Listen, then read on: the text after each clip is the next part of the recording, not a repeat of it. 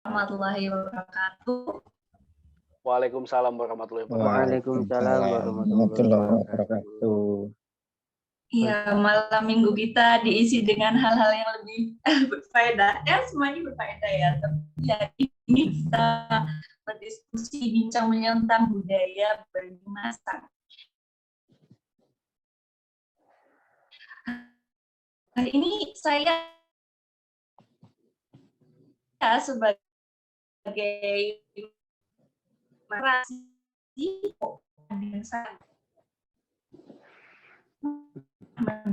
dari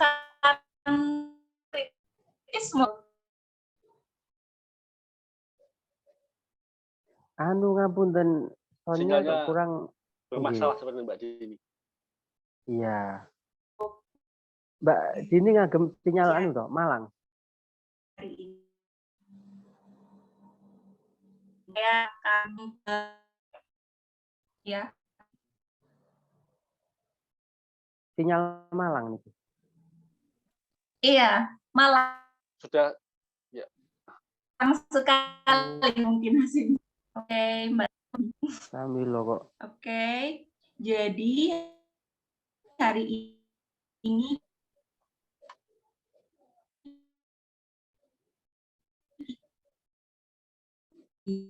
diri acaranya menurutnya seni dan berbagi mas. Aduh. Sayangnya suantene kok begini gitu.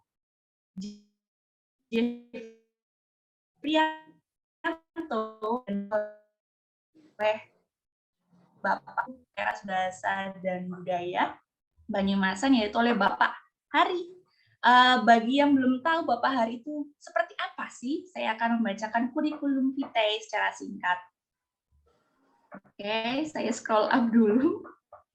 Oke, beliau lahir di Wonogiri, menyelesaikan studi S1 Prodi Sastra Indonesia FIB UNS pada tahun 2012, menyelesaikan studi S2 di Prodi Magister Sastra VIF IB UGM pada tahun 2016. Mempunyai beberapa prestasi juga, meraih Grand Research Thesis Partnership FIB UGM 2018 sampai 2021 mengajar sebagai dosen luar biasa di FIB UNS. Juga pada tahun 2021 terpilih sebagai penerjemah naskah drama berbahasa Indonesia ke bahasa Jawa Balai Bahasa Provinsi Jawa Tengah.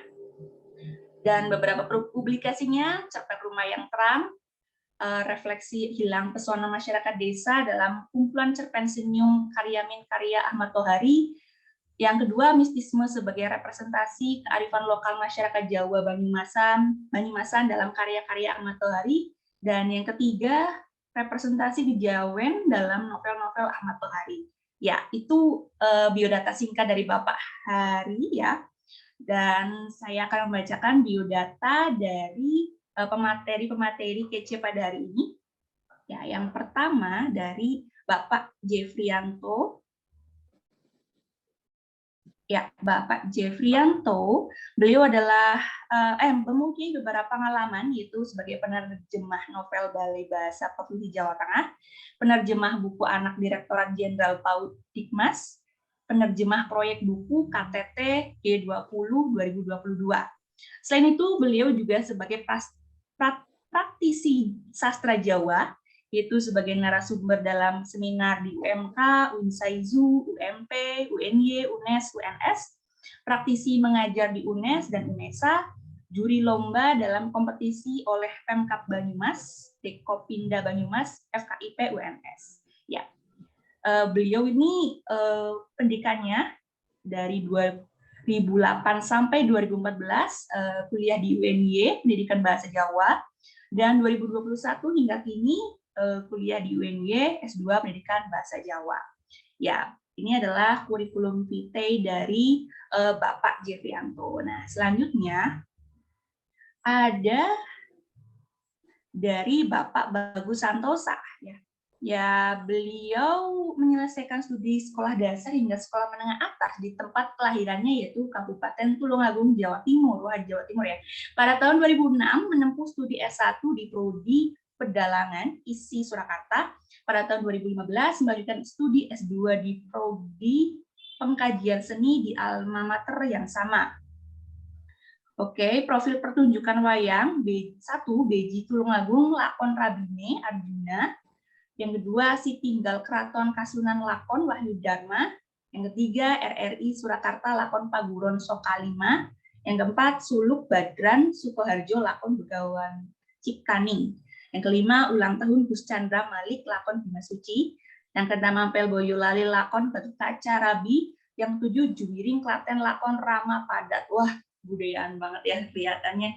Luar biasa pemateri-pemateri pada hari ini, dan saya akan berikan waktunya kepada Bapak Hari Sulistyo sebagai moderator pada malam hari ini. Bapak.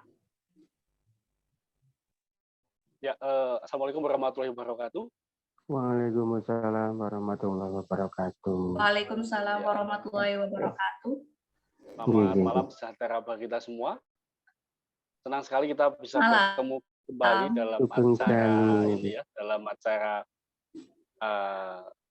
diskusi budaya yang pertama, karena memang TPB Banyumasan ini baru saja berdiri secara resmi ya pada peringatan Hari Batik Nasional, meskipun sebenarnya aktivitas TPB Banyumasan sudah ada sebelum pandemi atau tepatnya pada awal pandemi, karena memang melihat kondisi anak-anak sekolah yang mereka kehilangan ritme studinya, maka kami menginisiasi adanya suatu gerakan sosial, yaitu mengajari anak-anak untuk belajar, dan akhirnya dari inisiasi itu berkembang hingga sekarang, dan secara resmi meskipun kita bukan lembaga yang terdaftar pada lembaga pemerintah, tetapi kita sudah bisa eksis setidaknya. Yang kemarin kita ada acara bincang beasiswa dengan menghadirkan Mas Nino. Beliau adalah pelaku beasiswa yang mendapatkan studi exchange ke Amerika. Lalu hari ini untuk mengawali diskusi budaya, kita kedatangan dua tamu yang saya kira luar biasa. Yang pertama Mas Jeffrianto, beliau ini adalah sastra Banyumas. Halo, selamat malam Mas Jeffrianto. Sudah bergabung dengan kita. Selamat malam Mas Heri. Oh, ini Mas Jeffrianto. Ya, selanjutnya ada Mas Bagus Santoso. Beliau adalah budayawan, beliau adalah dalang, lulusan ISI Surakarta. Selamat malam Mas Bagus. Sugeng dalu. Sugeng dalu Mas Bagus dari Selamat malam. Ya, dan tema hari ini menarik, saya kira sebagai awal pemantik diskusi kita mengenai TPB Banyumasan, mengenai representasi budaya Banyumasan, seni dan sastra lebih tepatnya, karena kita mengangkat tema mengenai upadis sastra dan seni Banyumasan. Jadi pada konteks hari ini tiba-tiba kita datang langsung pertanyakan, sebenarnya pada posisi apa, pada posisi mana seni dan sastra Banyumasan itu berada. Lalu kalau kita merefleksi pada aspek historis dan melihat perkembangan hari ini, kira-kira bagaimana ke depan. Nah, tentu kehadiran dua narasumber kita itu akan memberikan ulasan dan prediksi mengenai hal-hal tersebut, mengenai bagaimana konteks kulturalnya, baik sastra maupun seni, baik di Jawa maupun Indonesia, lalu bagaimana kondisi hari ini, dan kita akan melihat bagaimana prediksi-prediksi beliau terhadap perkembangan seni dan sastra di Banyumasan ini di masa yang akan datang. Baik seni itu seni pedalangan yang merupakan concern dari Mas Bagus, maupun seni lain misalnya yang identik di Banyumas itu ada ebek, lalu ada juga lengger atau ronggeng gitu ya, dan seni-seni lain. Lalu kalau untuk konteks sastra, meskipun Mas Jeffrey ini memang secara akademik merupakan studinya pada bidang sastra Jawa, tapi saya kira beliau juga cukup peka atau cukup memperhatikan perkembangan sastra dengan media bahasa Indonesia, seperti misalnya kita ketahui bersama di Banyumas ini ada pengarang yang cukup fenomenal, yaitu Pak Ahmad Tohari, dan tentu tidak hanya Pak Ahmad Tohari, baik sekali. Dan Banyumasan tidak hanya mengacu kepada Banyumas secara administratif, karena sebagaimana Surakarta misalnya, Yogyakarta itu merupakan representasi budaya yang juga tidak hanya secara administratif untuk kota Solo maupun untuk kota Jogja, tapi juga wilayah-wilayah di sekitarnya. Bahkan mungkin nanti menarik Mas Bagus saya menjelaskan bahwasanya Tulungagung yang ada di Jawa Timur itu ternyata itu Jogja. Nggih. dalam konteks historisnya. Jogja. Padahal Blitar dan sebagainya itu Surakarta. Lalu Madiun itu Jogja. Padahal berdekatan dengan Solo dan sebagainya. Nah, saya kira untuk efisiensi waktu kita akan mulai diskusi malam ini dan kita akan memberikan panggung sebebas-bebasnya, seluas-luasnya kepada Mas Jeffrey. Mas Jeffrey ini tinggal di Baturaden, sangat dekat dengan tempat tinggal saya. Lalu monggo Mas Jeffrey untuk menyampaikan isi pikiran mengenai apa yang akan kita bahas pada kesempatan malam ini. Monggo Mas Jeffrey, saya persilahkan. Ji, matur nuwun Mas Heri kesempatannya PTS suara nggih. Ini terdengar nggih suaranya nggih. Nggih, Cukup jelas Mas alhamdulillah. Jeffrey. Sampun jelas nggih. Putus-putus nggih. Nggih. Assalamualaikum warahmatullahi wabarakatuh. Waalaikumsalam warahmatullahi wabarakatuh. Selamat malam Mas Heri Sulistyo dan kawan-kawan Teras Bahasa dan Budaya Banyumas. Selamat malam juga Mas Bagus Santosa. Ya matur nuwun, saya diberi kesempatan untuk ibaratnya mudoroso gitu ya. Jadi kesempatan seperti itu jarang-jarang ya. Kalau dulu saya itu hidup di Jogja itu kalau kayak bicara mudoroso sastra daerah gitu itu mungkin banyak lokasi ya, kita mungkin di Angkringan, mungkin di Taman Budaya. Cuma kalau ketika saya kembali ke wilayah Banyumas itu hal-hal seperti itu ternyata sulit untuk dianu karena kadang karena mungkin jarang juga yang punya perhatian terhadap sastra secara mendalam gitu ya, fokus ke sastra. Karena kalau saya sendiri memang fokusnya di sastra Jawa secara menyeluruh gitu ya, sebetulnya menyeluruh, cuma mungkin orang lebih mengenal saya karena saya menulis dalam bahasa Jawa dialek Yogya, utamanya di majalah-majalah seperti Panyebar Semangat, Sukolodang, dan Joyoboyo. Untuk tema yang dikasih dari Mas Hari ini sastra Banyumasan gitu.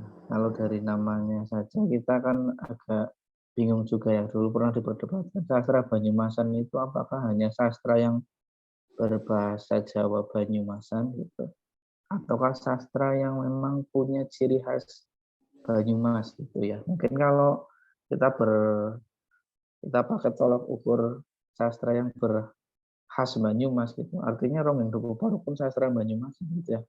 Walaupun Rongeng Duku Paruk itu pun sendiri pada tahun 2006 kalau nggak keliru itu sudah diterjemahkan ke dalam bahasa Jawa dialek Banyumas. Dan sedikit menyinggung tadi dari Mas Bagus Santosa itu ada tentang bahasa Banyumasan sama bahasa Penginyongan. Itu sebenarnya hanya klaim identitas mungkin ya. Klaim identitas saja. Jadi misalnya kalau orang Banyuwangi itu kan menyebut dirinya Using gitu. Using. Kalau di sini itu menyebutnya Penginyongan gitu. Untuk Penginyongan sendiri ini secara historis itu baru terdengar di publik itu tahun 2016 waktu adanya seminar di LPMP Unsud. Dilala saya ikut waktu itu dan memang di waktu itu dideklarasikan oleh Pak Ahmad Tohari dan juga Balai Bahasa Jateng waktu itu Pak Kepalanya Pak Pardi itu. Bahwasanya bahasa Banyumasan ini yang kalau kita kenal di ranah ilmiah itu bahasa Jawa dialek Banyumas, ini nanti disebut secara baru gitu ya, disebut sebagai bahasa Penginyongan gitu, untuk menandai identitas saja. Tapi pada prosesnya itu bahasa Penginyongan ini juga dari beberapa orang yang mungkin punya perhatian terhadap bahasa Jawa dialek Banyumas sendiri ini juga ada perlawanan gitu. Misalnya waktu itu saya jadi pengisi buku Kembang Glepang 2, itu merupakan buku dari Pemkab Banyumas dan Dewan Kesenian Banyumas, proyekan dari Pemkab dan Dewan Kesenian Banyumas. Saya itu menyebut sebagai bahasa Penginyongan gitu. Saya menyebut sebagai bahasa Penginyongan. Ternyata ada kritik juga. Sejak kapan bahasa Penginyongan itu dideklarasikan, apakah diakui oleh pemerintah? Tapi ya itu apa ya, kita anggap aja dialektika aja gitu ya, hanya sebagai sesuatu yang ya biasa lah. Kalau saya sih Kak, ambil ratanya aja bahasa Banyumasan itu adalah bahasa Jawa dialek Banyumas. Itu lebih fair gitu. Jadi ora tidak berat sebelah ke oh kudune Banyumasan, oh kudune Penginyongan, oh kudune Ngapak gitu. Nah, saya ambil jalan tengah aja, karena ambil bahasa Jawa dialek Banyumas itu udah fair gitu. Bahwa bahasa yang hidup di Banyumas ini adalah bagian dari dialek bahasa Jawa. Oke, kita kembali ke tema. Jadi tema yang disodorkan Mas hari ini kan sastra Banyumasan itu. Tapi mungkin saya lebih condong pada sastra Jawa Banyumas mawon nggih, Mas Hari, karena memang kalau di Indonesia ini kan ranahnya sangat luas ya kalau kita membahas mungkin dari Ahmad Tohari hingga era sekarang itu ke eranya Dimas, bukan Dimas ya, bagus dari UIN gitu ya, bagus dari UIN itu sangat luas. Nah, untuk sastra Banyumasan ini ada beberapa hal sastra Jawa Banyumas gitu ya, dalam konteks ini sastra Jawa Banyumasan itu ada beberapa hal yang mungkin ya perlu kita sampaikan ke teman-teman sekalian. Kalau kondisinya ya baik banget juga enggak, elek banget ya ora ngono. Jadi ya piye ya, monggo jenengan nanti yang menilai. Jadi nek kondisi sastra Banyumasan sekarang itu sejak tahun 2010 bahasa Banyumasan ya gitu. Bahasa Banyumasan, bahasa Penginyongan. Nanti mungkin saya akan berganti-ganti menyebutnya bahasa Penginyongan, bahasa Banyumasan, bahasa Jawa dialek Banyumas. Nah, bahasa Banyumasan ini sudah punya majalah berbahasa Jawa dialek Banyumas itu sejak tahun 2010. Namanya itu Ancas, didirikan oleh Pak Ahmad Tohari dan kawan-kawan. Beberapa sudah meninggal dunia malah. Nah, ini sudah ada sejak tahun 2010, terbit berkala 1 bulan sekali. Artinya bahasa Jawa dialek Banyumas ini dalam ranah sastranya, ini punya media yang sejak 12 tahun yang lalu sudah ada. Jadi sarana mengekspresikannya ini sudah ada sejak tahun 2010, 12 tahun yang lalu. Hanya kalau kita mau bicara kritiknya ya kan, ini sayangnya terbitnya hanya sebulan sekali. Tapi walaupun begitu ya tetap saja patut untuk disyukuri bahwasanya Banyumasan punya media sendiri gitu ya. Punya untuk media untuk mengekspresikan bahasa yang dimilikinya dalam wujud sastra gitu. Nah, kemudian di tahun 2016 itu pernah ada Kongres Bahasa Penginyongan 1. Itu diniatkan tiap 3 tahun sekali, namun entah kenapa di tahun 2019 song, di tahun 2020 song, pandemi mungkin ya, 2021 song, 2022 entahlah. Apalagi kalau kita melihat kesehatan Pak Tohari itu kan makin menurun. Mungkin ya bukan makin menurun, tapi ya makin kesini kan beliau makin terbatas gitu tenaganya. Kemarin saya bareng beliau ngisi di Dinas Perpusdang ya, saya sudah melihat Tohari dari masa muda saya sekitar tahun 2010-an awal hingga sekarang itu ya, saya melihat Pak Tohari makin kesini makin sepuh gitu ya. Artinya kita yang di Banyumas ya harusnya ya punya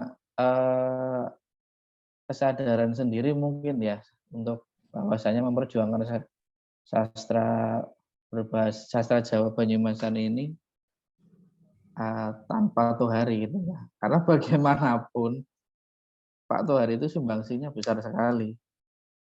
Kalau kita menyebut di sastra Jawa itu kan ada penghargaan sastra Rancagi itu tiap 1 tahun sekali. Berarti nek saiki kuwi Nobel, nek ono Nobel yang dunia sastra, maka Rancagi itu adalah Nobelnya sastra Jawa. Nah, tahun 2007 Pak Tohari itu sudah memenangkan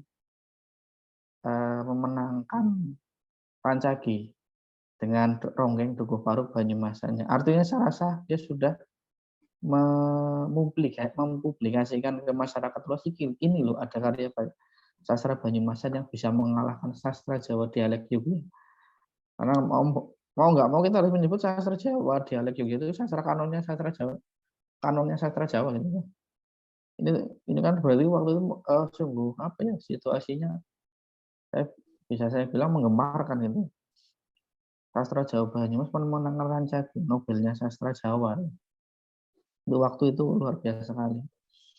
Sedangkan Pak Tohari kemudian di tahun 2010 membuat majalah Ancas, dan di beberapa tahun sebelumnya itu sudah membuat kamus bahasa Jawa Banyumasan, kamus bahasa Jawa dialek Banyumas gitu ya. Yang kemudian di tahun 2017 ini bahasanya apa ya, diakuisisi oleh Balai Bahasa Provinsi Jawa Tengah, ditandani meneh, tapi ya kebanyakan isinya itu masih punyanya Pak Tohari.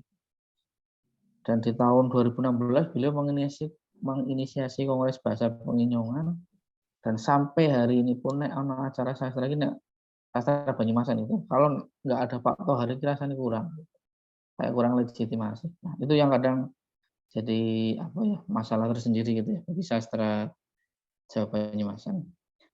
Terus kemudian kondisi positif lainnya gitu ya. Ini adalah adanya penerbitan Kembang Glepang itu sejak tahun 2018, kalau nggak keliru sudah ada. Kembang Glepang ini adalah antologi yang memuat karya sastra berbahasa Indonesia dari para penulis Banyumas maupun karya sastra Jawa berbahasa dialek Banyumas. Ini sudah terbit 2 kali. Kalau yang ketiga itu kemarin saya dimintai karya, cuma nggak tahu jadi terbit atau enggak. Kalau 1-2 saya itu jadi kurator sekaligus yang mengisi kata pengantar ini. Kemudian di Kembang Glepang 2 ini juga ada anugerah sastra baru untuk para penulis karya sastra Jawa Banyumasan, namanya Anugerah Sastra Anergia Serayu Penawara tahun 2020 kalau nggak keliru, saya agak lupa ini. Waktu saya juga jadi salah satu jurinya. Ini merupakan diinisiasi oleh Dewan Kesenian Banyumas untuk memberi memberi anugerah lah bagi mereka yang berkarya dalam bahasa Jawa dialek Banyumas, utamanya yang terbit dari majalah Ancas waktu itu. Karena ya mau nggak mau dari Ancas, karena salurannya dari situ gitu. Kalau kita sebut buku ya jarang sekali orang menerbitkan buku gitu dalam bahasa Jawa, apalagi bahasa Jawa Banyumasan itu masih jarang sekali. Kemudian alhamdulillah juga ada beberapa tahun terakhir ada Festival Tunas Bahasa Ibu yang diselenggarakan oleh Balai Bahasa Jawa Tengah, yang mana di dalam salah satu puisi yang harus dibacakan itu ya ada beberapa karya sastra Banyumas. Misalnya kalau kemarin ada karyanya Mas Ahmad Sultoni gitu, dosen STT Telkom, yang merupakan penulis bahasa Indonesia dan juga penulis bahasa Jawa dialek Banyumas. Misalnya kemarin saya juri ini di FTB tingkat kecamatan, jadi tahu mana keguritan-keguritan yang dijadikan materi lomba. Itu sekilas mengenai kondisi positif di Banyumas gitu ya. Kalau sekarang kita mau bicara negatifnya gitu ya. Karena saya hidup di Jogja gitu ya. Dulu 6 tahun saya di Jogja. Jadi kalau ada teman bilang itu saya itu adalah orang yang lahir dan besar di Cilacap, lahir dan mengenal sastra di Jogja, dan kemudian hidup di Banyumas. Jadi benar-benar mengalami dari umur 0 sampai sekarang itu ragam budaya yang saya terima banyak sekali gitu ya. Apalagi ibu saya orang Banjarnegara, bapak saya itu orang Kroya asli, Kroya Cilacap, sedangkan mbah saya itu orang Purworejo. Jadi bahasa yang saya terima itu bercampur aduk. Saya menerima banyak budaya Jawa ya, budaya Jawa banyak sekali. Kemudian ketika di Jogja juga saya mengamati ada teman kos saya dari Temanggung, ada yang dari Cilacap yang dekat dengan Sunda, ada yang dari Pacitan gitu ya. Itu bagi saya mendapat harta karun gitu ya, kekayaan budaya banyak sekali. lalu kemudian menikah dengan orang Baturaden gitu, itu budaya juga beda lagi, walaupun kita sebut budaya sama-sama Banyumasan dengan Cilacap. Nah, untuk di minusnya ini kalau kita sebut di Banyumas ini adalah regenerasi gitu, khususnya di sastra Jawanya itu. Karena kalau kita harus bilang banyak yang masih menggeluti sastra Jawa Banyumasan itu betul, tapi ya pemainnya itu saja gitu.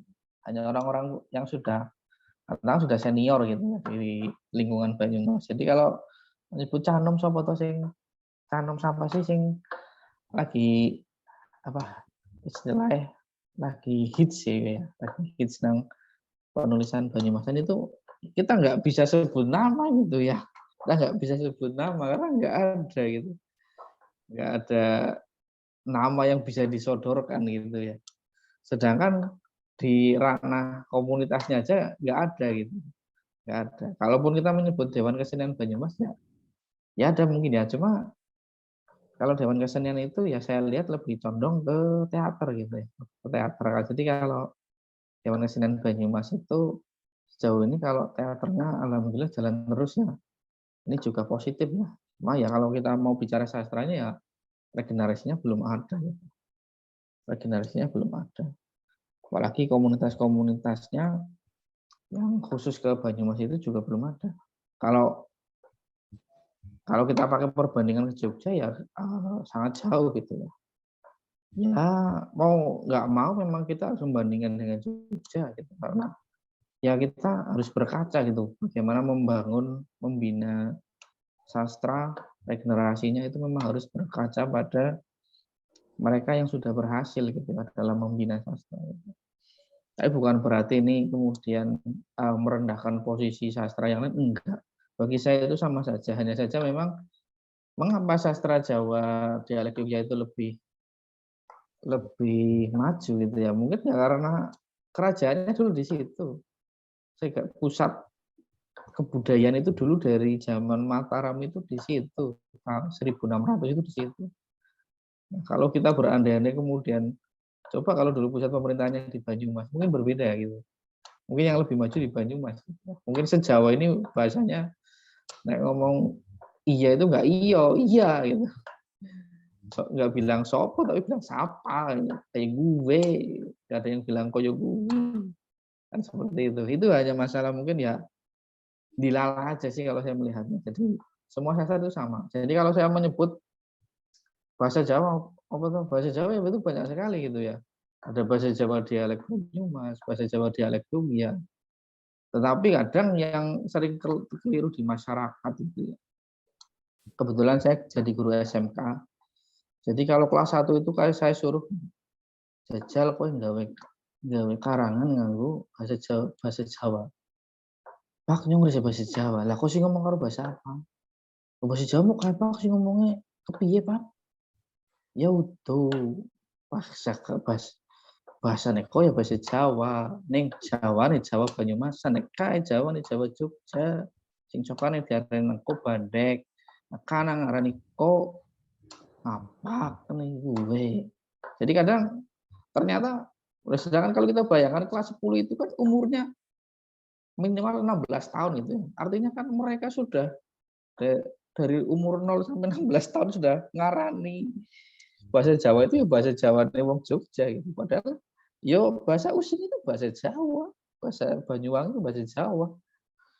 Bahasane wong Jogja kan sing bilangnya jancuk ngono iki Jawa. Jawa. Itu Jawa. Kemudian bilang Semarangan yo Jawa gitu. Nek nang kene kan karo, nek nang Semarang dan sekitar kan mbek sopo gitu kan. Itu Jawa sebetulnya. Hanya variasinya berbeda. Jadi kalau saya melihat itu Jawa itu sangat kaya gitu. Ada dialek ini, ada dialek itu. Jadi itu sekadar udah rasa dari saya, dari saya. Mungkin nanti kalau ada pertanyaan atau kita sambung dengan diskusi boleh. Dan saya cukupkan sampai di sini. Saya juga mau mendengarkan pitutur dari Mas Dalang Bagus. ben aku duwe kawruh aku iki ya seneng wayang ning nek oleh sekawruh saka dalang langsung kan wih jos luwih gayeng ngono iki karo ngopi-ngopi gitu. Ngono ya Mas Bagus. Matur Mbah nuwun. Siap. Oke, saya cukupkan dulu sesi saya. Matur nuwun. Assalamualaikum warahmatullahi wabarakatuh. Waalaikumsalam warahmatullahi wabarakatuh. Nah, ya terima kasih Mas Jeffrey atas paparannya sambil ngopi begitu. Saya kira cukup banyak ya, bahkan mungkin beberapa peserta di sini, termasuk saya sendiri, tidak tahu secara detail adanya sastra Banyumasan yang misalnya majalahnya apa dan sebagainya. Begitu. Dan ini nanti menjadi menarik untuk kita bahas lebih lanjut pada diskusi selanjutnya. Gitu Mas Jeffrey. Ya, rekan-rekan semua, selanjutnya kita kedatangan tamu dari Moncowetan. Kedatangan tamu dari Mas Bagus dari Tulungagung, dari Sabrang Wetan, yang tadi Mas Jeffrey berbicara dalam perspektif seni, berbicara dalam perspektif bahasa. Sekarang Mas Bagus Santoso ini akan berbicara dalam perspektif seni ya, khususnya memang beliau bidangnya adalah pedalangan, tapi saya kira juga akan terempat ke bidang yang lain. Saya kira begitu Mas Bagus, semoga kita dan rekan-rekan semua akan mendengarkan paparan. Terima kasih. Matur mbah nuwun Mas Gus, saderengipun niki kula nyuwun pirsa carane amrih wajahe Kyai sedaya niki ketingal terus pundi carane niki? Niki kok ming wajah kula kali wajahe jenengan niki bagaimana? Enggak apa-apa Mas, malah ini eksklusif. Malah ini eksklusif jenengan yang tampil di layar. Nggih. Enggak apa-apa. Bismillahirrahmanirrahim. Matur mbah nuwun saderengipun Mas Dari, terima kasih sebelumnya. Salam patepangan ugi untuk Mas Jeffriyanto yang tadi sampun paring keterangan cukup apa ya? Ya memang secara jujur dalam wilayah sastra khususnya, apalagi Banyumasan,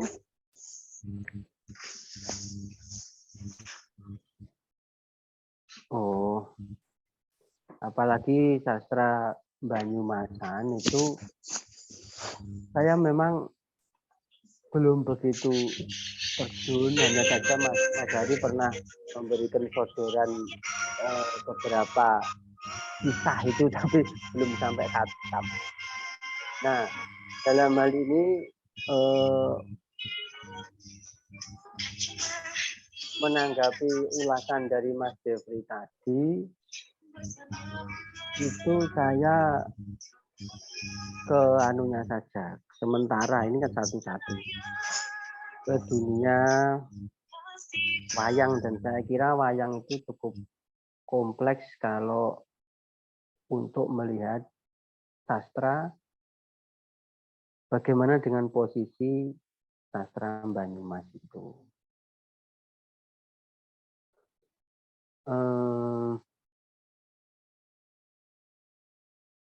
Kita coba mundur sejenak bahwa sepanjang yang kita ketahui, barangkali nanti kalau ada kurang pas, Mas Jeffrey bisa membenarkan, barangkali ada yang keliru. Sepanjang yang saya tahu, Banyumasan menika dulunya memang mulai muncul. Oh, dia itu ada Banyumas itu kalau tidak salah dulu kan di bawah pemerintahan apa itu Demak. Terus terjadi pergulakan Demak yang kesekian itu sampai kembali dipegang lagi oleh Joko Tingkir di Pajang. Nah itu awet sampai Trah Mataram dan sebagainya. Sekedar. Lah ngeten loh.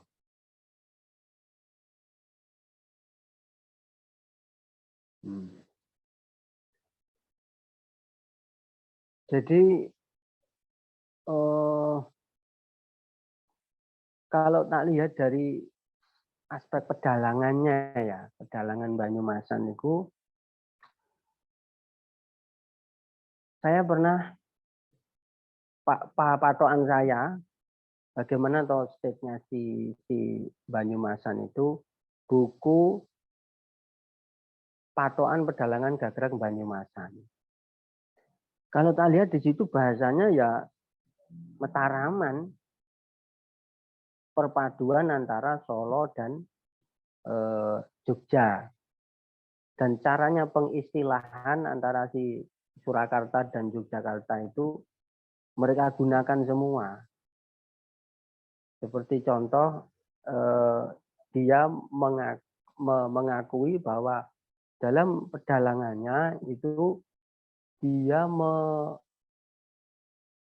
merangkum beberapa wedo, yaitu wedo Paromoyogo, wedo Pustokorojo, wedo Purwokondo, dan yang terakhir Mahabharata.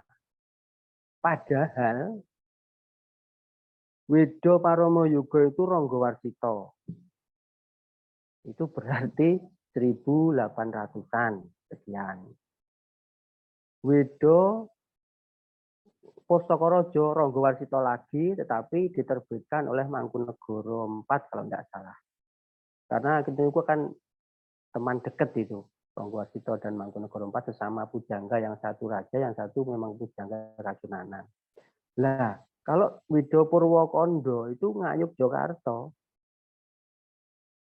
Itu kalau tidak salah HB5 kalau tidak salah. Nah, kalau Mahabharata itu kalau berbunyi apa serat Mahabharata Bharata Yudha Kawedar itu Yasadipura, kakeknya Ronggowarsito. Dari situ dapat dilihat bahwa memang Banyumasan itu mencoba untuk apa ya, kayak mengeksal gitu ya, menerima dari Mataram itu, terus ya memang ya punjernya itu memang muter itu. Kalau tadi penjenengan Mas Jeffrey tadi ngendika Jogja itu sastra mungkin di era perkembangan sastra terkini nggih niku Jogja. Tetapi dalam kasus Palihan Nagari itu kayaknya Jogja malah nuwun sewu kurang sekali membawa warisan sastra dari bapaknya, yaitu dari Kartosuro, dari Surakarta. Karena yang masih tertinggal itu juga di Surakarta. Jogja itu membawa atribut-atribut seperti napa niku gaya pakaian dan sebagainya, niku membawa dari wilayah. Akhirnya Solo buat sendiri itu. Kok kula saged matur kalau gaya Banyumasan itu ya seperti kasus kesenian pada umumnya lah. Seni ini tadi saya batasi ya, mulai dari terhitung sejak itu apa namanya, bahwa Banyumas menjadi bagian dari kerajaan di Mataram. Niku sebagaimana perkembangan pertunjukan wayang, sastra wayang pun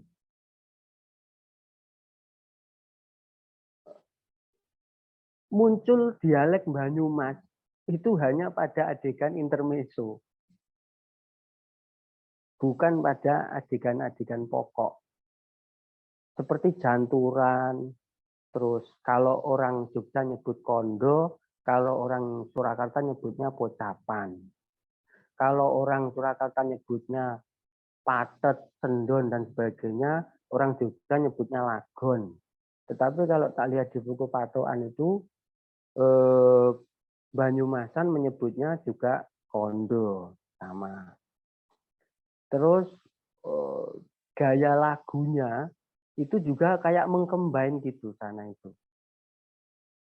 Antara Jogja dan Solo. Berangkat nada-nadanya itu ya Solo, tapi ketika munggah mudune alunan lagu itu kayak Jogjanan. Terus biasa juga kebiasaan pesisiran. Ya, ikutnya pesisir apa enggak ya? Tapi kok kayak seni nun sewu, seni rakyat gitu aja. Kalau Surakarta, Yogyakarta itu kan pusat katakanlah kayak pusat budaya dan ini pusat peradaban. Itu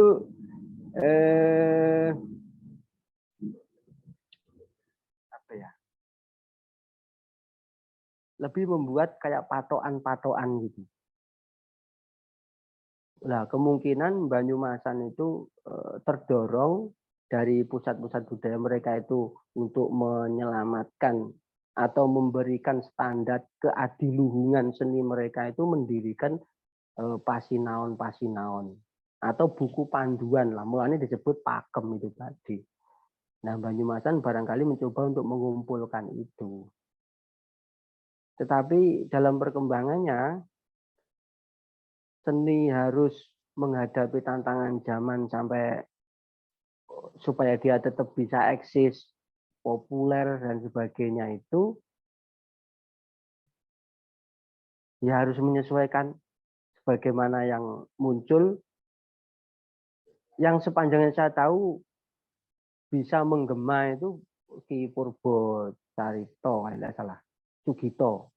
Terus ada lagi Ki Sugino, malah itu kemarin ada yang nulis dari UIN Jakarta, kalau tidak salah itu, tentang gaya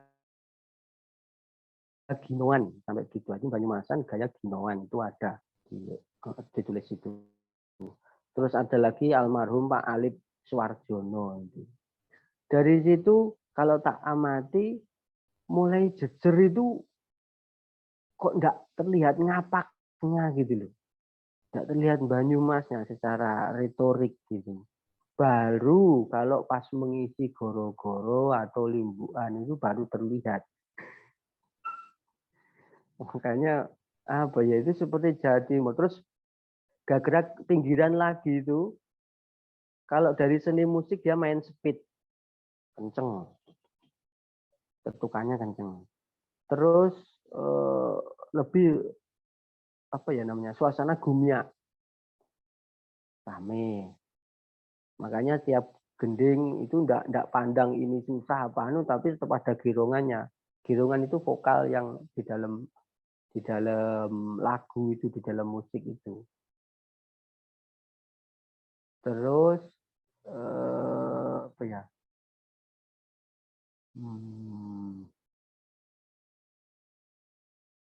bahasa yang digunakan atau sastra yang masuk itu mendekati berhubungan dengan kayak filosofi makrifat gitu.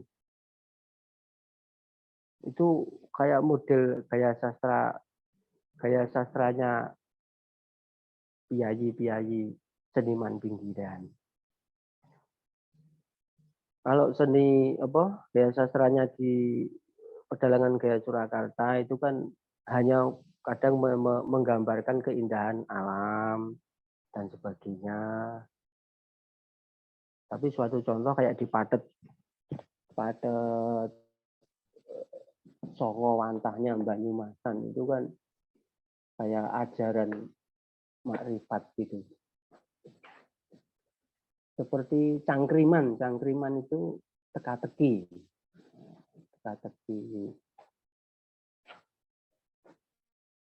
itu dari cakepan Suruhan. Nah ini.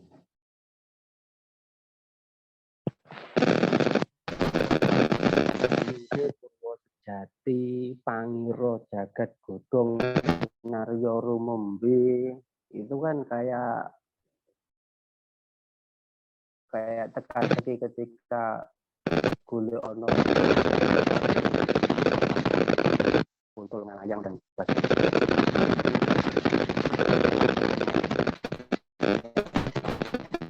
Bagus, mohon maaf suaranya jelas terganggu. Oh, begitu. Ini punya yang lain dibisukan ngoten toh? Betul, sudah Mas, sudah. Baik. Oke. Mau kasih contoh Mas untuk Sulu Anyar. Ini pun jelas.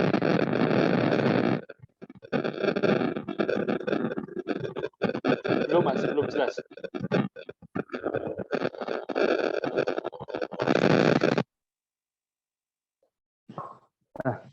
Ampun.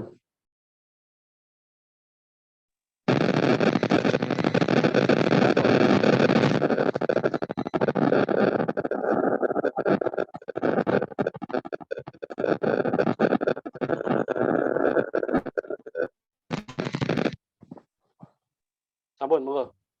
Bisa dilanjutkan. Jadi mohon maaf saya kok terlalu berani wong di luar wilayah saya itu melihat rumahnya orang dari kacamata wong sabrang gitu ya. Jadi kembali lagi bagi saya Banyumas itu dalam awal dia ini sampai sekarang itu yaitu sudah di apa namanya, sudah kayak sudah diperbolehkan untuk memiliki gagrak sendiri, meskipun dalam prosesnya tetap ngeranggeh sana gitu, mengumpulkan dari sana. Saya heran, saya memang itu kalau dari di pedalangan itu kok jagongan ginem-ginem yang lain itu kok enggak kelihatan ngapaknya gitu. Tetapi seolah-olah memang kayak mengadopsi dari gaya Kuto ya. Tapi dari Kuto sendiri ketika ke sana kan ya kurang apa ini misalnya, ora kepangan kasarannya nganten. Kan tidak ada, mereka tetap mengandalkan dalang-dalang kiblatnya tetap Dino. Itu. Terus suatu contoh kenapa kok kulo saged mastani, saged mengatakan kalau kok enggak kelihatan panginyongannya itu di patokan Banyumasan atau dalam gidem pewayangan, jejeran janturannya itu hanya saja ditambahi istilah-istilah yang kayak tadi ilmu makrifat itu tadi. Ngilahe ngawi genamastu menamasi dam ana ratu Sujejo Pramudita lolo sekaring bawana masjid yang Jawata sang Hyang Wijata ya hong ilahing swasana pratista makuta katung kasil dan sebagainya. Nanti di situ ada namanya yang khas itu Asto Gonggo Wirontanu. Nah, kayak itu khasnya sana. Kalau Solo Suwurep Doto Pitono lah sudah beda awalnya. Suwurep Doto Pitono niki negari pundhita ingkang kaekwadi Dasa Purwa Kamaratawijaya luwih itu Solo. Kalau Jogja ngilahing ngawi genama sunama jidam juang silat jagat karono sirantondo kawisisan ing bisana sono sinawu langan pilopo spasik masa stantun lampahing Buddha jinantur katulotur melabing paradya biotum yang zaman Purwa dan sebagainya. Nah itu kan mirip, nggak ada ngapaknya. Tapi yo kalau pas intermezzo baru ngapak. Kalau masalah logat vokal sih sama saja, memang itu era pada zaman itu. Gaya pembacaannya pun sama, retorik pembacaannya. Tapi kalau gaya lagunya, vokalnya beda. Kan diserak-serakkan gitu. Maka hampir seluruh dalam Banyumasan itu kan suaranya diserakkan. Gayune Purwose kan gitu. Berat untuk nirukan. Tapi kalau di Solo enggak. Jogja malah lebih kayak guyonan. Kresna Jinayang Manggelung Mustika Niro. Nah, itu kayak Jogja. Tapi kalau Solo lebih agresif, emosional. Sikro kang bala tumingal Ranya sampo samyomo dali. Itu kayak Solo. Tapi sampai sekarang Banyumas itu masih melestarikan. Wilayah yang ngawit kena bastu nama siapa?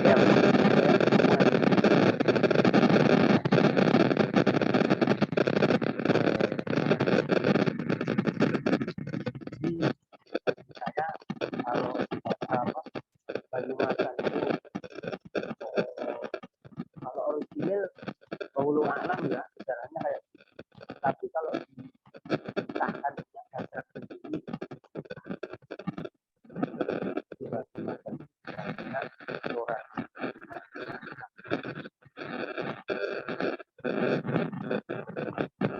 Mas Bagus, mohon maaf suaranya terganggu lagi. Mungkin koneksi dengan laptop. aduh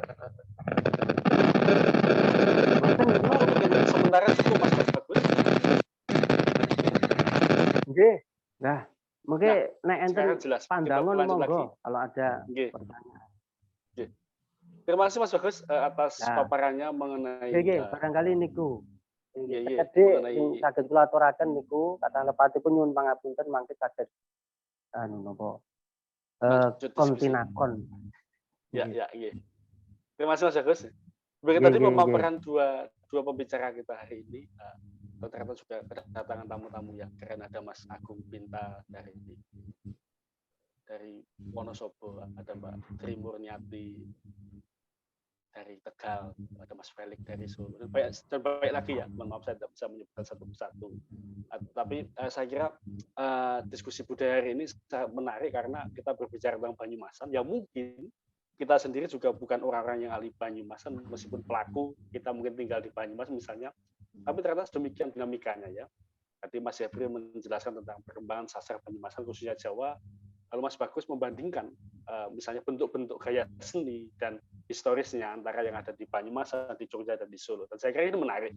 Dan ini tentu akan mengundang kita untuk bertanya, kira-kira apa yang bisa kita simpulkan sehingga itu menjadi pertanyaan yang mungkin belum terjawab sehingga kita perlu menyampaikannya kepada dua narasumber yang luar biasa ini. Oke, oleh karena itu kita akan membuka dua termen untuk diskusi. Yang pertama ada 3 penanya dan saya berharap semua bertanya karena ini memang menarik dan nanti para pembicara kita akan menjawab pertanyaan. Saya persilakan monggo penanya pertama siapa yang mau bertanya pada siapa, boleh salah satu dan boleh keduanya. Monggo.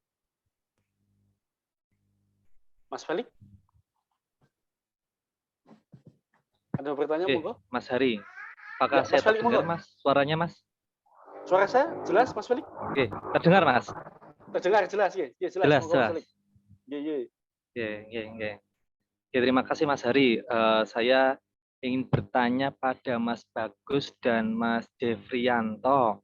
Nah, sebenarnya pertanyaan ini adalah pertanyaan pertanyaan yang sangat lama dan kemudian saya masih penasaran sampai saat ini.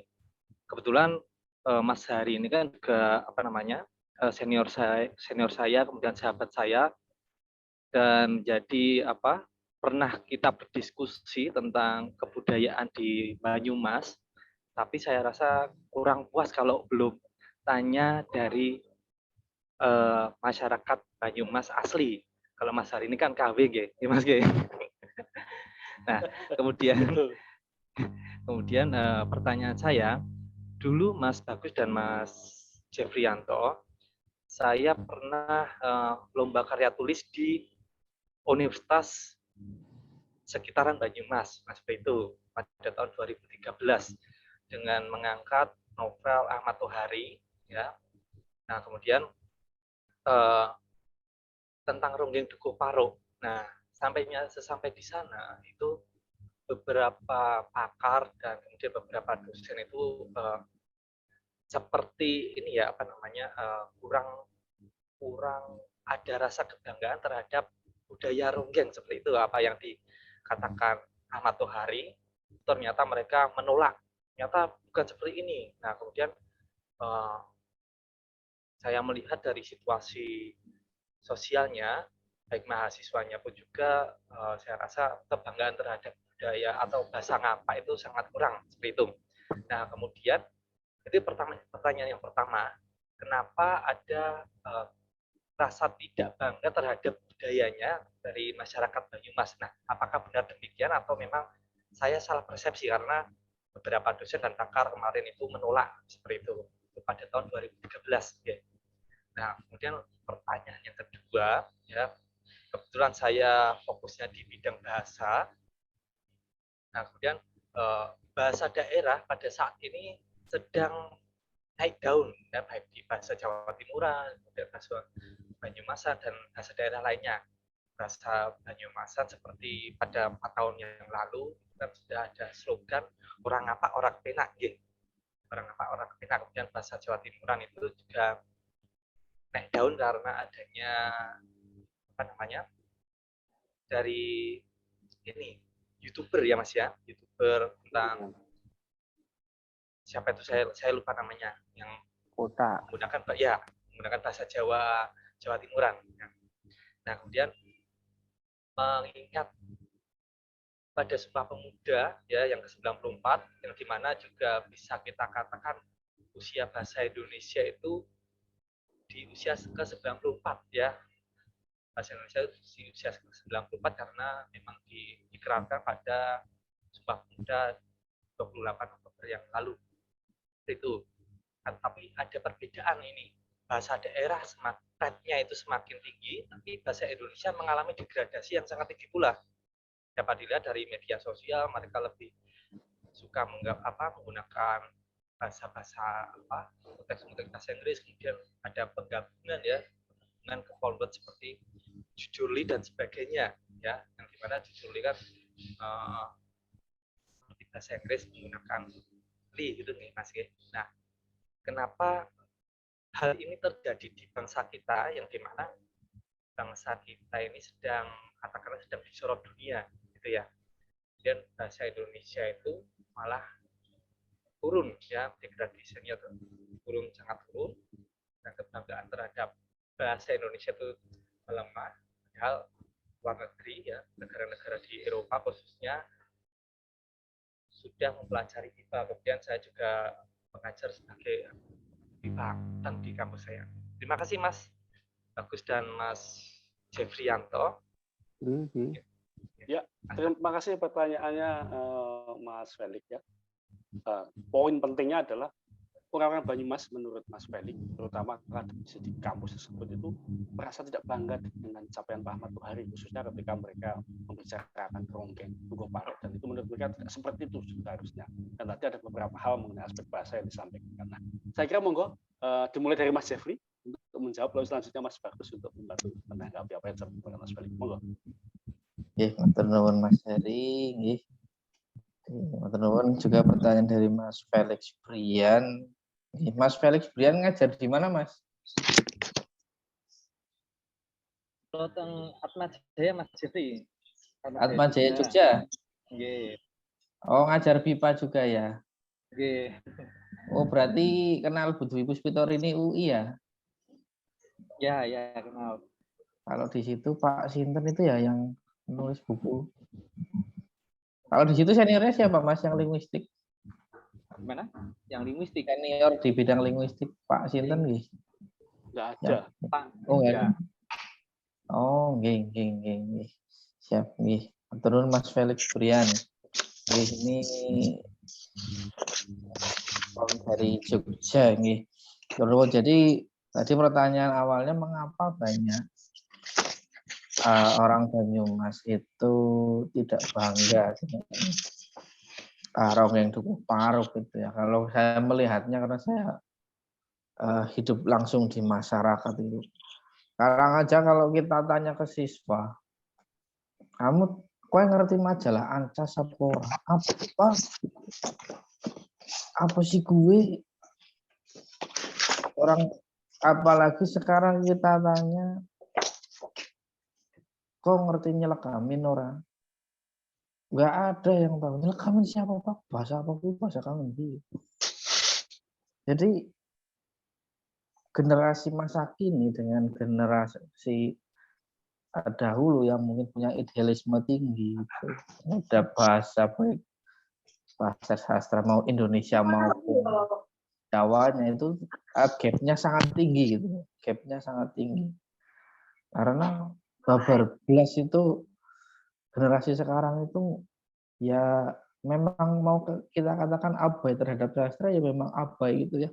Khususnya di wilayah Banyumas gitu ya.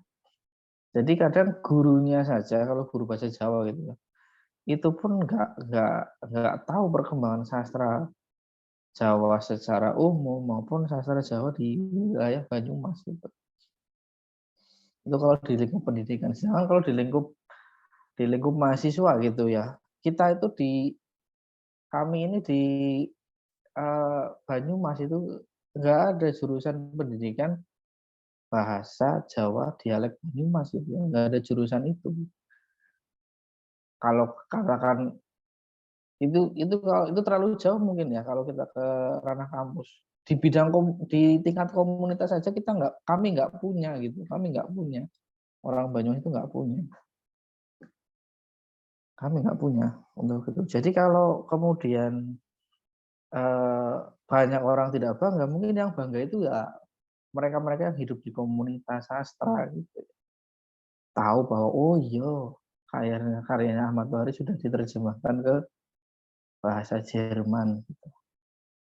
Jadi karena ada semacam gap gitu ya, gap. Jadi di bidang pendidikan mengenai sastra ini kurang, di masyarakat komunitas Seyositi, diskusi-diskusi mengenai ini ya kurang ya. Ya kalau kita lihat atau tanya Mas Heri saja gitu, diskusi-diskusi sastra itu ya berapa sih sekarang yang ada di Banyumas itu? Sangat jarang itu, sangat jarang. Dulu waktu tahun 2018 itu di UMP itu getol sekali ada apa ya saya lupa namanya. Cuma sekarang anak-anaknya udah pencar gitu ya. Dan tidak terjadi regenerasi gitu, mandek. Gitu. Jadi kalau tidak bangga dengan karya yang fenomenal, mungkin bukan hanya fenomenal warisan budaya dunia itu kan ya, sumbangsi besar dari Banyumas untuk dunia itu ya kita nggak bisa bilang secara langsung bahwa ada apa ya bahwa tidak bangga, tapi memang terjadi gap sendiri di bidang pembelajaran sastra juga di masyarakat tidak ada komunitas untuk itu gitu ya. Kalau Banyumas ini saya lihat sendiri ini lebih condong ke teater gitu ya, ke teater. 2 tahunan yang lalu itu saya ngobrol sama pemerhati sastra Banyumas. Mas kok banyak sekali di Banyumas ini kok condong terhadap teater ya. Ya memang itu yang saya rasakan ketika pulang ke sini, pulang ke daerah Banyumas itu. Jadi sastranya itu lebih condong ke teater gitu. Teater. Gitu kalau dari saya tentang mengapa kok banyak anak-anak yang tidak banyak anak-anak sekarang atau mungkin mahasiswa yang tidak bangga terhadap karyanya Pak Ahmad Tohari. Sedangkan kalau bahasa daerah naik daun itu memang iya, tetapi kalau sekadar sebagai apa ya bahan dasar sebuah karya memang lagi naik daun ya, apalagi fenomenanya Denny Caknan dan kawan-kawan itu kan luar biasa. Walaupun kalau kita tanya kepada orang yang idealis gitu ya, mungkin saklek orang Puritan tuh dalam bahasa gitu ya. Orang yang ingin bahasa itu sing bener ngono. Ya Denny Caknan itu benar-benar menghancurkan bahasa Jawa gitu. Tapi nek aku ya ora apa-apa. Jadi oh ngerti widodari. Oh ning Jawa iki widodari iki bidadari artine. Ngerti kok ngertine saka Denny Caknan. Alhamdulillah. Cuma kalau saya ngobrol dengan orang-orang yang bidang bahasa itu ya kadang bahasa Denny Caknan kira karuan ngerusak bahasa itu. Apalagi kalau liriknya kan kadang ditulis, kalau yang betul kan ditulisnya Ana walaupun dibaca Ono gitu. Kadang di liriknya ditulisnya ONO gitu. Itu kan dikritik luar biasa. Cuma saya pilih netral hidup di antara mereka yang pro terhadap seperti itu dan mereka yang sangat kontra dengan itu. Saya netral aja. Jadi yo Denny Caknan kenapa bahasa daerah naik ya saya senang gitu. Ada fenomena seperti Denny Caknan, kemudian ada YouTuber gitu ya yang dari Jawa Timur. Kemudian gini, di Banyumas sendiri ini beberapa budayawan sangat menghindari kata-kata ngapak gitu ya. Jadi ada sebuah gugon tuhon gitu ya. Gugon tuhon itu kalau kita terjemahkan ya, hal-hal yang dipercayai tapi tidak tahu kebenarannya. Jadi ngapak itu dulu disebut bahwa ngapak itu adalah ejekan dari orang-orang Yogyakarta terhadap orang Banyumas yang orang bisa ngomong ngopo nih, misalnya ngomong apa gitu. Nah, jadi ngapak. Tapi nggak tahu juga kebenarannya, kita nggak punya dokumentasi untuk melegalkan bahwa itu memang ejekan dari Yogyakarta. Dan saya pun sangat menentang itu. Jangan hal-hal seperti itu diwariskan ke anak kita. Nanti terjadi dendam kultural gitu ya terhadap orang-orang Yogyakarta. Gitu. Itu yang kadang masih kita keliru di Banyumas itu hal seperti itu diceritakan akhirnya wah aku seneng karo wong Jogja mergane ngarani ngapak. Ya padahal kalaupun itu memang betul ya nggak apa-apa toh. Artinya kan kita orang yang jujur gitu. Oh, tulisannya apa ya kita baca apa gitu kan. Iya ya kita baca iya, bukan iya gitu. Ya sudah kita anggap saja pujian gitu ya. Kalau saya memaknai positif aja gitu.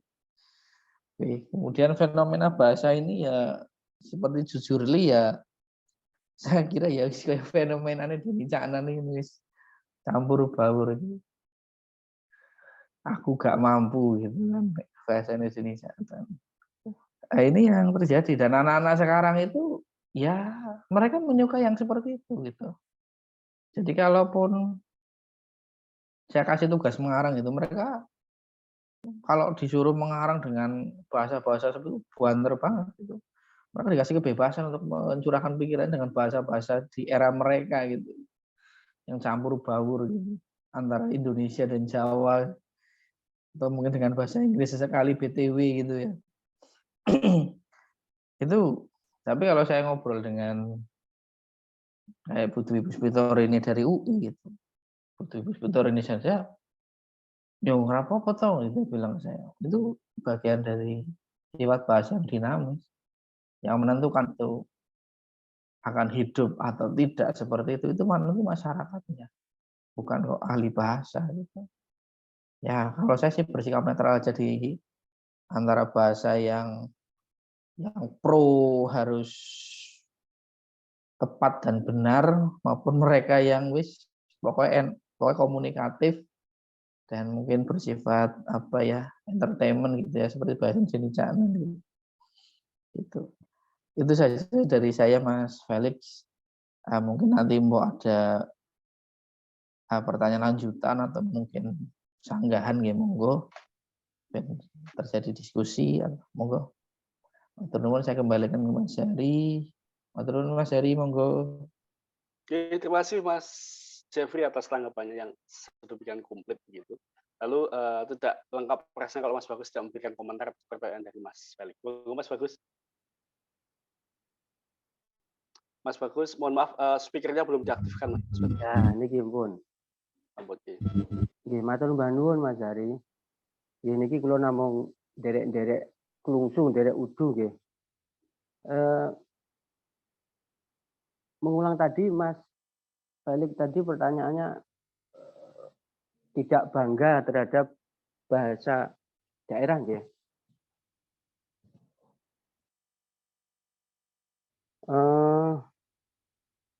Niki kok kalau enggak ada sambung rapatnya kok kurang enak. Ini ngomongnya mesti sendiri-sendiri begini toh. Mau langsung Mas Bagus? Orang karena Mas, terbiasa kalau ngomong itu enggak ada tanggapannya ngono ki kok kaya apa jenenge ya, lewong gitu loh. Biasanya offline sekarang online. Ya, biasanya ngomong kan bisa dal gitu loh, Mas. Iya. Niku nek kalau saya napa istilahnya kasusnya ini hampir sama, Mas. Enggak ada kebanggaan terhadap bahasa daerah itu kasusnya.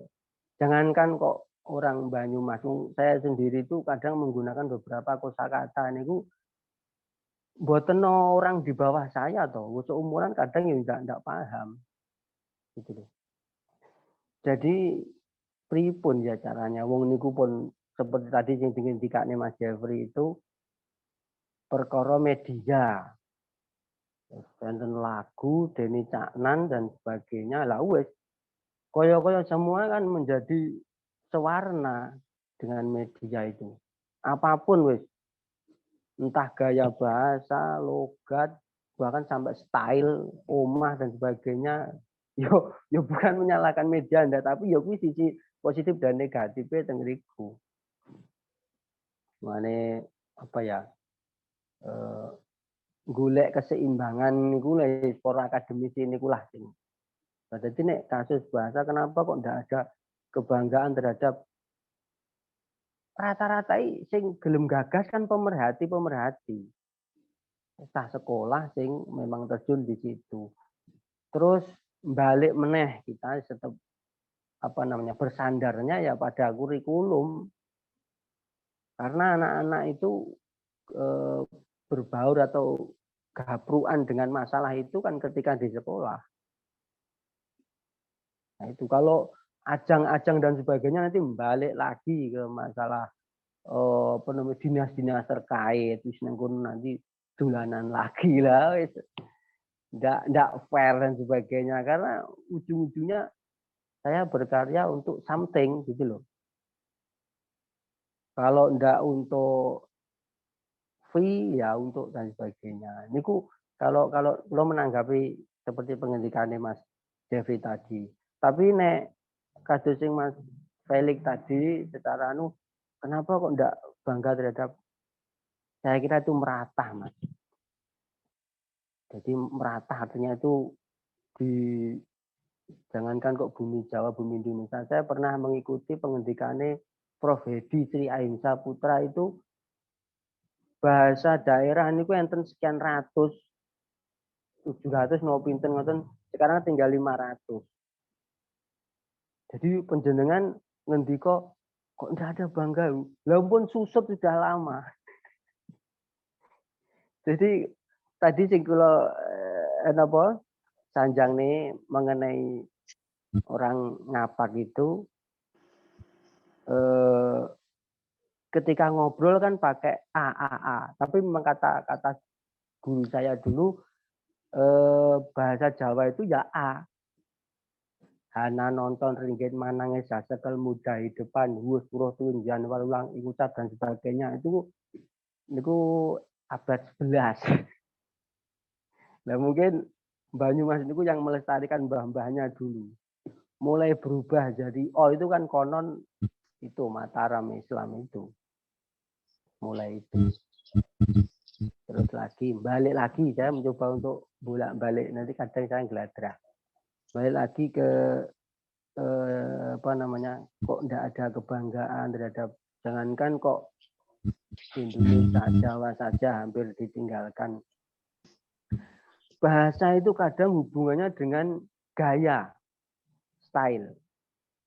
Wis mesti itu nanti arahe itu kayak Mas, ada stigma kendeso-desoan dan ndak menunjukkan intelektualitas ngono. Jadi akhirnya geser. Lah sing dianggap wong intelek itu ya dengan gaya-gaya bahasa. Wis kayak seperti gaya bahasa saya wis ora madol ke lah kasarannya kira begitu.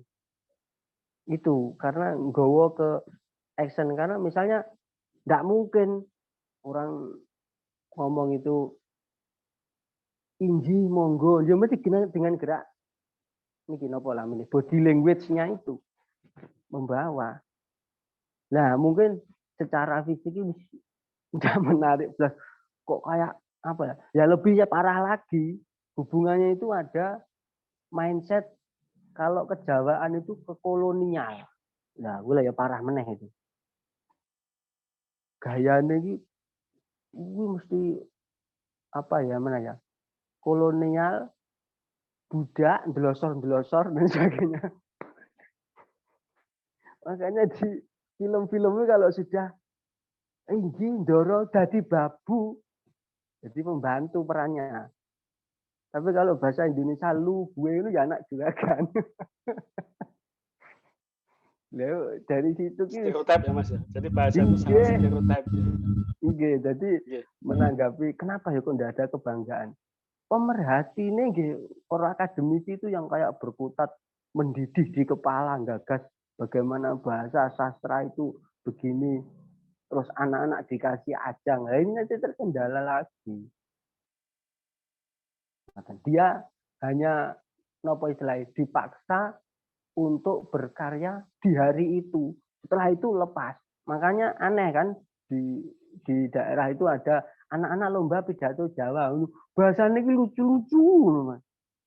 Kayak ndak familiar banget tuh loh. Dumateng para Pak lah wis teng kutek ndak karuan kae Mas. Ngoten niku. Piye ya Mas yo? Lah wis diperkenalkan kan apa ya bahasa ibu ya wis ndak ngambah basa Jawa blas.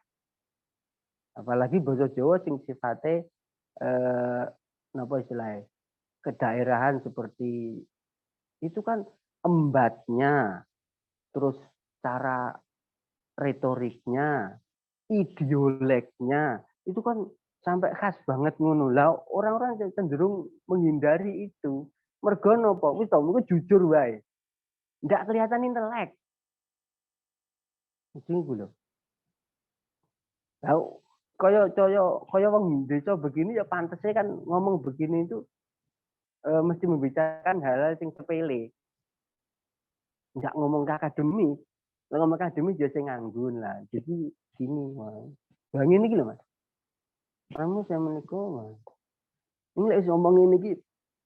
Tapi mana pira tedul hai. Pantasnya ngoten niku ngomong. Kelihatannya kayaknya anu ya, guyonan tapi hubungannya dengan melekatnya vokabuler bahasa itu termasuk niku berpengaruh lek kangge kula. Ndak ada kebanggaan terhadap apa namanya bahasa sendiri atau bahasa ibu, bahkan jangankan kok apa namanya yo istilahnya iso segede sekarang itu basa kromo itu Mas. Wah, pomo kula gagas ngono curah kula cemut-cemut. Basa kromo itu. Orang muda ngomong kepada ature Pak Bupati, aduh mateng. Pak Bupati kok ature ini. Terus ada lagi, wah anu monggo katuran sowan ngen kula mati sowan. Ngene pendhita apa piye ya, seperti itu. Jadi grade-grade-nya itu sudah karu-karuan. Nah, kadang yang dipertanyakan rodo ndak punya senjata ya, hujahnya itu ndak punya ketika ditakoni. Lah nggo ngopo to diajak basa kok digawe rumit-rumit sing klemit ngono kuwi. Dia iki ndak sadar, lek ku senam otak ini ndak sadar. Gitu. Mungkin menten Mas Jadi kadang gayeng anu balik nih kadang gayeng ben bisa lanjut. Ya, monggo. Ya, terima kasih tanggapannya Mas Jeffrey dan Mas Bagus atas pertanyaan Mas Galik. Lalu ada pertanyaan lagi monggo? Matur nuwun Mas Bagus dan Mas Jeffriyanto. Ya, cukup Mas Ali nggih. Nggih. Yang lain monggo, ada yang mau bertanya mau menanggapi apa yang disampaikan dua pembicara kita malam ini, monggo.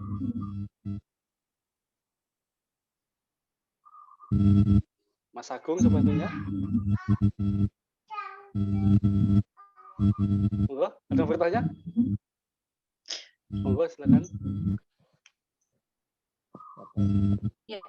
Ya, saya mau bertanya, Mas. Oh ya, monggo, Mbak Risma, monggo. Iya, sebelumnya mohon maaf kepada Mas Bagus, Pak Bagus dan Pak Jeffrey kan kadang-kadang kelihatan wajahnya, kadang-kadang nggak kelihatan wajahnya. Ini karena mbok-mbok disambi ngomong bocil, jadi kadang nampak, kadang tidak nampak. Jadi mohon dimaafkan. Kalau sekarang apakah wajah saya sudah nampak, Pak? Sudah, Mbak Risma? Oh, alhamdulillah, ya. Saya mau bertanya tentang fenomena lengger lanang di Banyumas.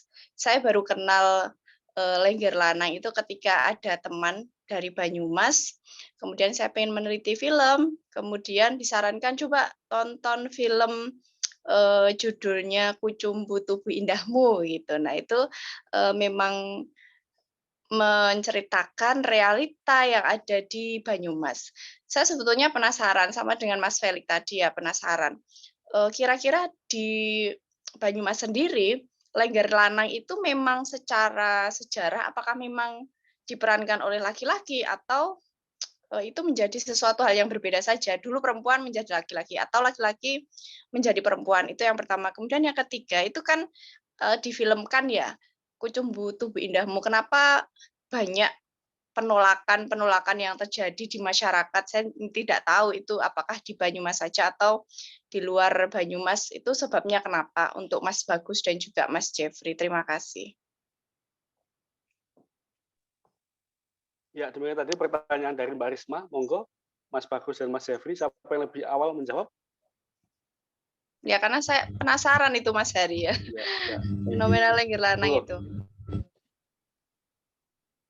Mas Jeffrey, monggo. Iya, Mang Rio. Mas Jeffrey lebih dulu, monggo. Matur nuwun Mas Hari, matur nuwun juga Mbak Risma Nur nggih. Pertanyaannya terkait Lengger Lanang itu. Kalau Lengger Lanang ini ya saya harus bicara jujur, ini keterbatasan saya mengulas sejarahnya gitu. Tetapi Lengger Lanang ini kalau kemarin kan ada yang sudah sangat sepuh itu ya. Nini siapa itu saya lupa namanya, itu meninggal dunia dalam usia yang sudah sangat sepuh itu. Artinya kan Lengger Lanang ini sudah lama ada di Banyumas.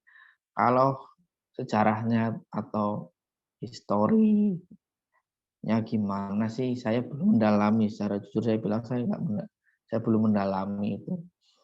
Cuma kalau menjenengan mau tahu lebih banyak, kalau tempat yang saya sarankan itu Museum Sendang Mas di daerah Banyumas Lama, dekat alun-alun Banyumas. Di situ ada pusat lengger gitu, pusat pengetahuan lengger di dalam Museum Sendang Mas itu.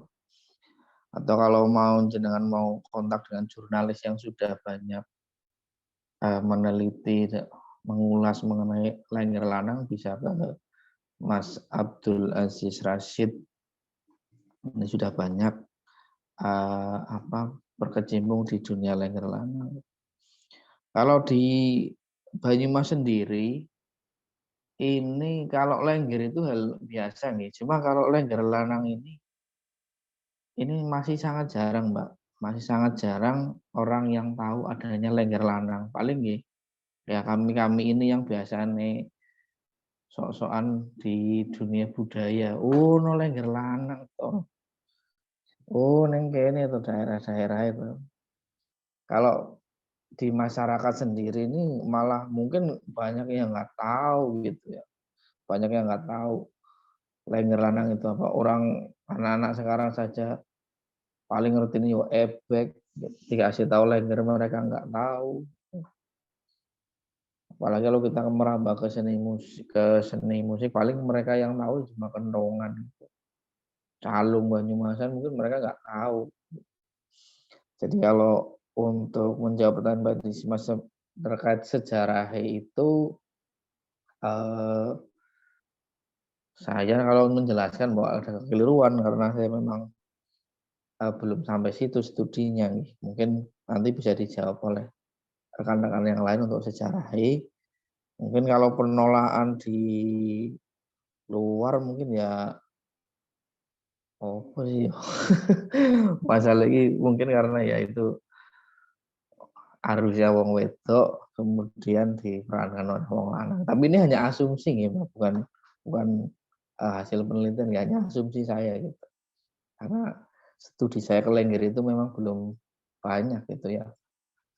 Jadi hanya sekelumit saja yang bisa saya jelaskan seperti ini. Mohon maaf sekali, mau ada rekan-rekan yang bisa membantu saya atau mungkin Mas Heri. Saya berterima kasih sekali. Saya kembalikan lagi ke Mas Heri, matur nuwun. Mas Heri, monggo. Terima kasih Mas Jeffrey. Mas Bagus mau menanggapi, monggo. volume belum dinyalakan, Mas. Oh ya, monggo Mas. Lebih Mas, jenengan ambali malih tadi pertanyaannya lengger lanang pripun? Jadi yang terjadi sekarang itu ada stigma negatif terhadap lengger lanang itu, Mas, karena mungkin penjelasan Mas Jeffrey selama ini lengger itu perempuan, atau sebenarnya ini mendukung kelompok-kelompok tertentu, misalnya LGBT, karena memang judul filmnya kan seksis begitu ya. Tumbuh indahmu, tapi yang ditampilkan di sana adalah persoalan yang representasi lebih ke persoalan seks. Monggo Mas Bagus. Oh boleh ya, monggo Mas Bagus. Kalau mungkin ndak tahu sejauh mana kelestarian niku wau kelestarian lengger lanang niku di sana. Tapi saya kira coraknya kan mesti polanya hampir sama, Mas. Istilahnya napa nggih? Sensitifnya terhadap kasus LGBT dan sebagainya itu kan merebak niku baru-baru saja tuh. Sebetulnya dulu itu di Jawa itu kejadian seperti itu koyo bukan masalah sing banget ngono lho, Mas. Jadi memang kalau ini nun sewu lho nggih. Nun sewu arahe perane lanang jadi wanita, wanita jadi lanang. Lah jaranan itu ebek itu cewek didandani seperti itu kan dandanan cowok itu. Berarti ebek niku cewek ndak boleh main ebek no, ndak boleh main jaran no. Wong didandani cowok. Nah sekarang terus dibalik si cowok itu kalau sampai arahe dianggur itu ada mahasiswa isi itu yang cowok tapi ngelengger di sana. Tapi memang Mas, dadine ya malih melambe ngono, malih tulang bengkong ngono. Tetapi nek kasus hubungannya dengan LGBT itu dulu buatan problem banget sih, karena nggak sampai bengkong, gitu loh. Seperti Menak Jinggo itu punya dayun, jadi punya abdi terdekat gitu loh, parek gitu loh. Jadi dia itu abdi tapi kok begitu dekatnya gitu. Terus di Warok Suromenggolo itu ada apa namanya itu gemblak. Jadi apa ya dan ketika di Bujangganon dan sebagainya jajan joget. Gitu. Cuman kalau gemblak tidak ada peran ceweknya, tetapi kalau hubungannya nanti arahnya ke LGBT dan sebagainya, saya kira winggo gemane yo baru-baru saja orang sensitif itu kan karena gempuran paham-paham baru itu orang jadi malah agak ngono. Jadi dulu itu saya didungangi lurah itu punya gitu Mas. Memang apa ya, orang itu kan memiliki kecenderungan yang enggak podo, enggak sama. Seneng mendingan itu rapi ada. Nyawang meskipun itu sesama tapi dandanamu kok mending mento. Jadi dia sudah rumah tangga dan sebagainya, tapi dalam hal seperti itu tetap secara terbuka. Gitu. Jadi dari tadi hubungannya dengan LGBT nggih. Dengan film Mas, ya dengan film Kucubu Tubuh Indahmu yang menceritakan tentang penari lengger lanang. Jadi seolah-olah percintaan antara lelaki dengan penari lengger lanang. Oh, lah kalau hubungannya hanya kesenian kan juga enggak masalah toh. Kan setelah itu terus rampung perkara, ngoten lho. Tapi lihat terus itu seorang menjadikan sesuatu terus merebak. Lah joget bumbung Bali gimana coba itu? Itu malah uleng-ulengan enggak karu-karuan itu. Jadi itu ibaratnya itu tinggal yang mengkonsumsi saja, Mas. Dan yang mengatur bagaimana dipilah-pilah konsumennya gitu aja. Tapi kalau untuk saya mendukung harus dilestarikan begini-begini ya enggak secara total. Mungkin agak direvisi lah bagian mananya itu ditidakkan. Tapi kalau hubungannya dengan film, ibaratnya orang yang doyan soto ya yang beli di mana orang pasar mau beli soto gitu aja. Nggak dibuat kasus. Tapi kalau hubungannya dengan masalah kehebohan dan sebagainya itu kan karena paham-paham terbaru itu. Islam yang cukup apa ya namanya ekstrim lah katakanlah gitu. Saya kira begitu. Monggo Mas Hari. Ya, terima kasih Mas Bagus ya atas tanggapannya. Mbak Risma cukup ya tanggapan dari Mas Jeffrey dan Mas Bagus. Oke, Mbak Risma terima kasih. Kalau Kita masih ada waktu. Ya, ada bertanya lagi monggo. Silakan satu penanya lagi, ini tiket istimewa, tiket emas. Satu penanya lagi monggo. Kita beri kesempatan satu penanya lagi. Siapa monggo? Boleh saya Pak. Ya, monggo. Halo. Ya, halo. Mas Akhya Royan, monggo Mas Akhya Royan. Ya, monggo Mas. Apakah suara saya jelas ya? Jelas Mas. Kalau bisa ditampilkan videonya Mas Akhya Royan, monggo enggak? Monggo. Mas Akhya Royan. Mohon maaf ini saya di ruangan yang agak gelap. Ya apa-apa, monggo Mas. Ye. Mungkin sebelum saya bertanya pengen bagi cerita gitu ya Pak. Terkait tadi pertanyaan yang pertama, kenapa kemudian orang-orang Banyumas atau para pemuda Banyumas itu kurang percaya diri lah kata-kata dengan bahasanya sendiri, karena kebetulan saya asli Cilacap, kemudian saya di Solo, kemudian saya SMA di Semarang, sedikit merasakan bagaimana semacam pergesekan antara apa yang saya katakan dengan orang-orang Semarang katakan, orang Solo katakan, dan juga saya bertanya kepada teman-teman yang dari Banyumas juga terkait itu. Yang pertama, karena ketika saya berbicara Banyumas atau mengeluarkan logat Banyumas itu saya sering kena ejek gitu. Sering diejek. Nah, jadi dari situ kayak timbul semacam mungkin minder atau kurang percaya diri. Ini pengalaman saya pribadi. Kayak bilang kencot, terus kemudian kowe, itu mereka mungkin awalnya bercanda, tapi bagi saya dan teman-teman saya itu merasa, loh kok jadinya malah kayak ngejek, kayak merendahkan seperti itu. Itu yang pertama. Terus yang kedua, kalau saya merasa lidah orang Banyumasan itu sangat lebih mudah untuk belajar.